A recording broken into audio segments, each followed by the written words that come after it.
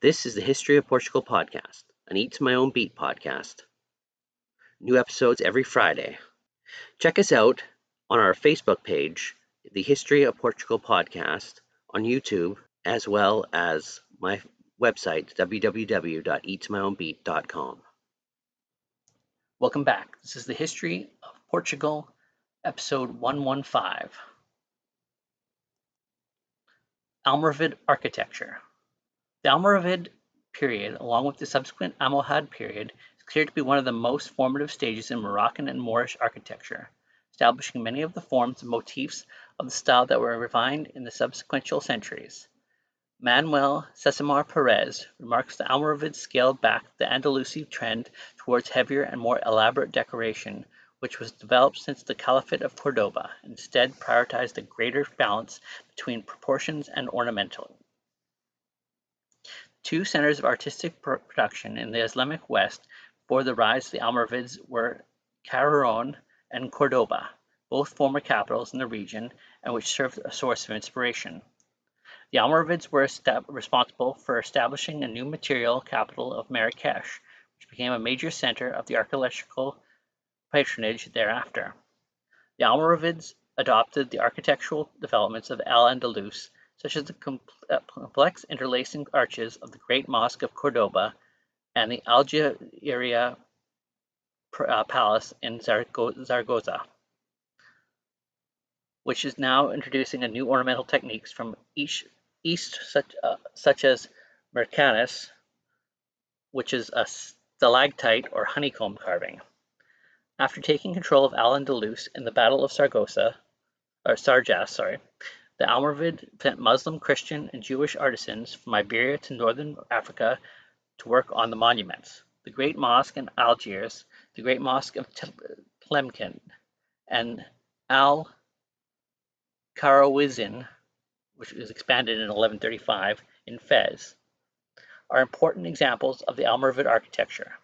The Almoravid Kaaba is one of the few Almoravid monuments in Marrakesh surviving, and is notable for its highly ornate interior dome with carved stucco decoration, complex arch shapes, and minor Maracana's cupolas in the corners of the structure.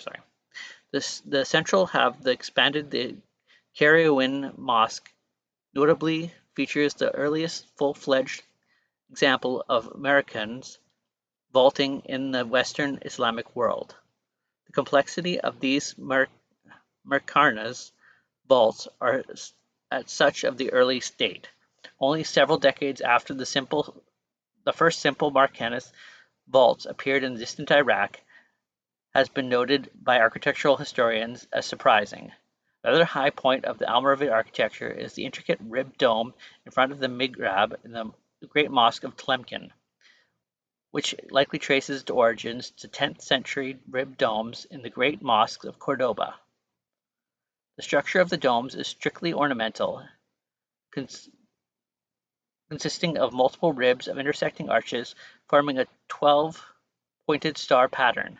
It is also partly see-through, allowing some outside light to filter through a screen of pierced and carved arabesque decoration that fills the space between the ribs. Aside from more ornamental religious structures, the Almoravids also built more fortifications, although most of these in turn were demolished or modified by Almohads in later dynasties. The new capital, Marrakesh, initially had no city walls, but a fortress known as the Qasr el-Hajar, Fortress of Stone, which was built by the city's founder, Abu Bakr ibn Umar, in order to house the treasury and serve as an initial residence. Eventually, circa 1126, Ali ibn Yusuf also constructed a full set of walls made of rammed earth around the city in response to the growing threat of the Almohads. These walls, although much restored, partially expanded in later centuries, continue to serve as the walls of the Medina of Marrakesh today. The Medina's main gates were also first built at the time, although many of them have since been significantly modified. Bab Dukala, one of the western gates, is believed to have the best preserved of the original Almoravid layout. It has a classic bent entrance configuration, of which variations are found throughout the medieval period of Maghreb and Al-Andalus. Elsewhere, the archaeological site of Tash Magut, southeast of Marrakesh, and Amargur, northeast of Fez, provide evidence about the Almoravid forts. Built out of the rubble stone of rammed earth, they illustrate the similarities with older Hammadid fortifications, as well as the apparent need to build quickly during times of crisis. The walls of Tlemcen, present-day Algeria, were likewise partly built by the Almoravids, using a mix of rubble stone as base of rammed earth above. In domestic architecture, one of the Almoravid palaces or residences had survived, and they are known only through text and archaeology. During his reign, Ali ibn Yusuf added a large palace and royal residence on the south side of Kishr al-Hajar, on the present site of the Kubidia Mosque. The palace was later abandoned and its function as replaced by the Almohad Kashba, but some of the remains have been excavated and studied in the early 20th century. These remains have revealed the earliest known examples in Morocco of a riad garden, an interior garden symmetrical divided into 4 parts. In the 1960s, other excavations near Chihuahua revealed the remains of a domestic complex or settled dating from the Almoravid period or even earlier. It has consisted of several houses, 2 hammas, a water supply system, and possibly a mosque. On the site were found many fragments of architectural decoration, which are now preserved in the Archaeological Museum of Rabat. These fragments are made of deeply carved stucco featuring Kufic and cursive Arabic inscriptions, as well as the vegetal motifs such as palmettes and anthus leaves. The structures also featured painted decoration in red ochre, typically consisting of border motifs composed of 2 interlacing bands. Similar decoration has also been found in the remains of former houses excavated in 2006 under the 12th century Almoravid expansion of the Karawiwin Mosque in Fez.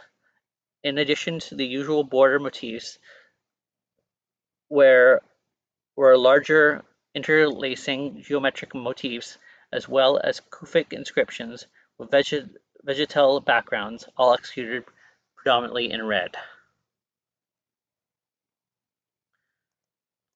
Thank you for listening to episode 115 of the History of Portugal podcast. If you found this podcast useful or you like what we place on the channel, please like our channel, subscribe, and comment.